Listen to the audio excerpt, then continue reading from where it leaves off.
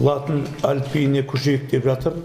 2025 жылдан бастап түбегейлі көшпекші. Кейбіреулер осы 2017 жылдан көшейік деген ұсыныс айтып жатыр.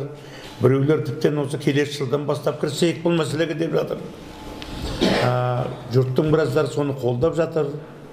Ал біздің көзқарасымыз басқа. Өйткені бізде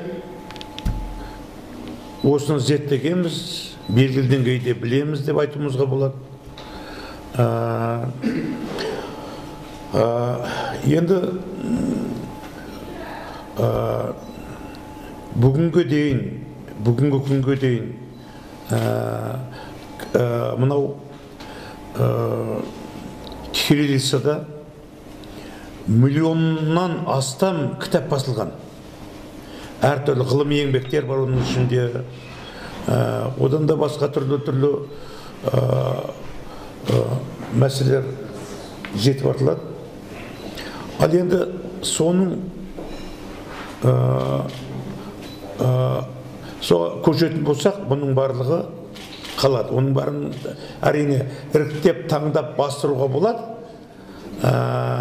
Бірақ оны кім басып береді деген сұрақ туады. Жақында менде бір топ мектептің директорлары болды.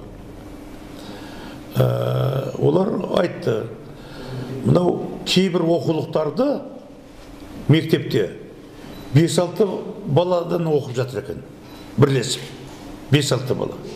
Неге десек, мынау мемлекеттің қаржысы жоқ болған, жаңағы басуға. Сондықтан 5-6 баладан бірлесіп оқып жатыр екен. Ал енді мемлекет тек мектеп оқулықтарын басамай отырған кезеңде кім басып береді оның барлығын? Бір. Ал енді екінші мәселе.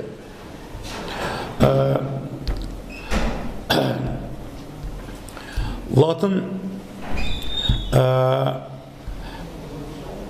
әліпбиіне көшейік дейік.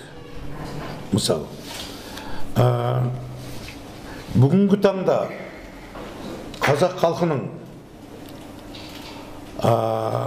60%-ға жуығы, кезінде президент тең жарымнан астамы, 50%-дан астамы деп айтқан.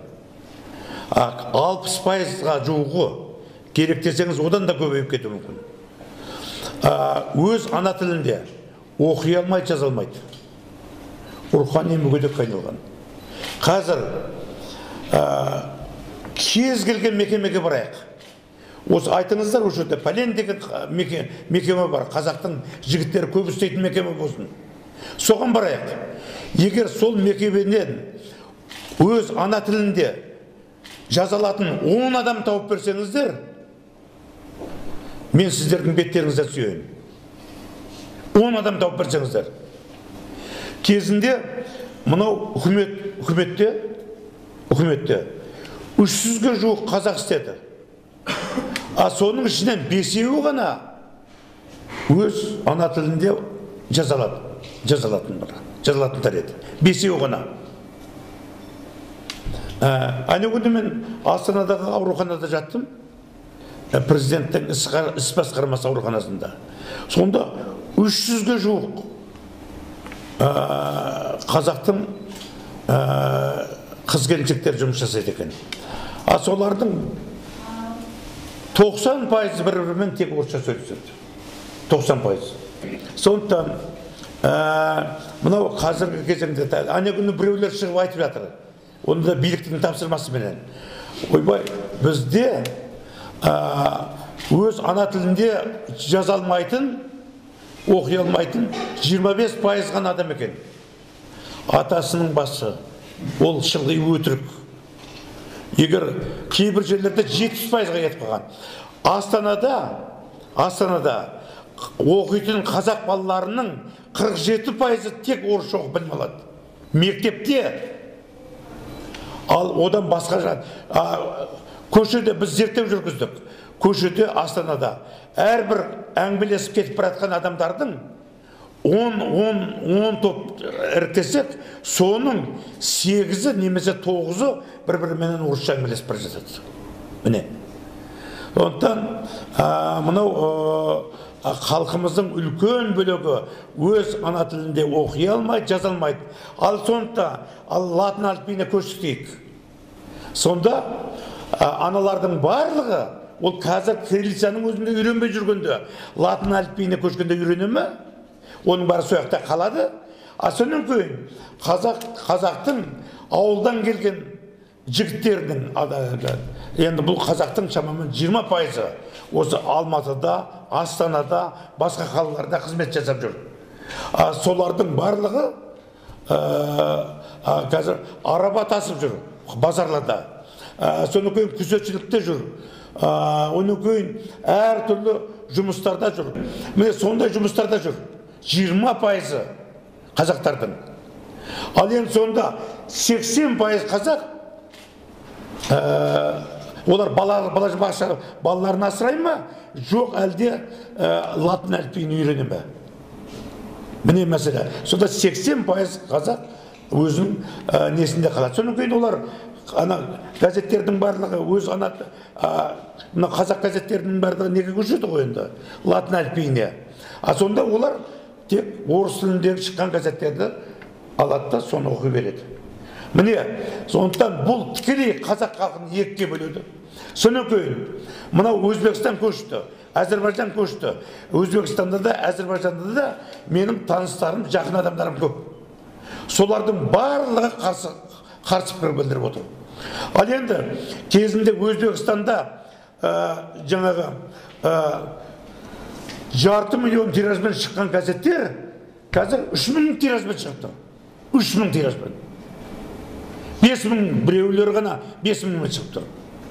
Ал енді қазір қазақшаға көшіңіздер, қазір мына егемен Қазақстанымыздың өзі 1000 данаға түседі. 1000 данаға түседі.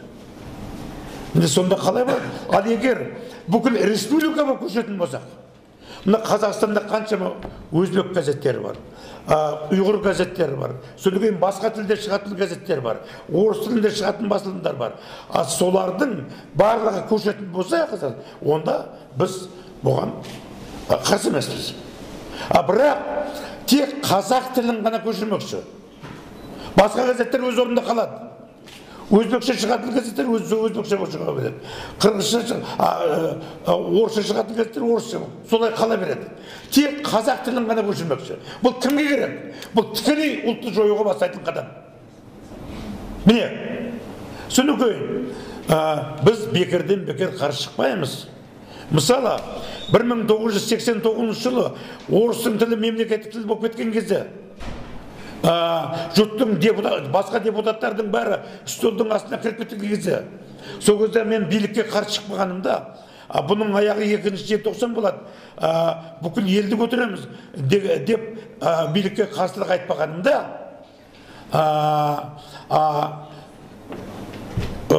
сонда орыстың тілі мемлекеттік тіл болып кеткенде, бүгінгі таңда қазақтың 85-90% орыс болып отырған болар еді.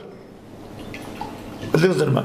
Ал енді сол кезеңде мен бүкіл Москвада сөйлеген сөзімде, желтоқсан туралы сөйлеген сөзімде барлық одақтас республикалардың тілдеріне, автономиялы республикалардың тілдеріне, автономиялы округтардың тілдеріне мемлекеттік мәртебе беру мәселесін бірінші болып көтергенмін.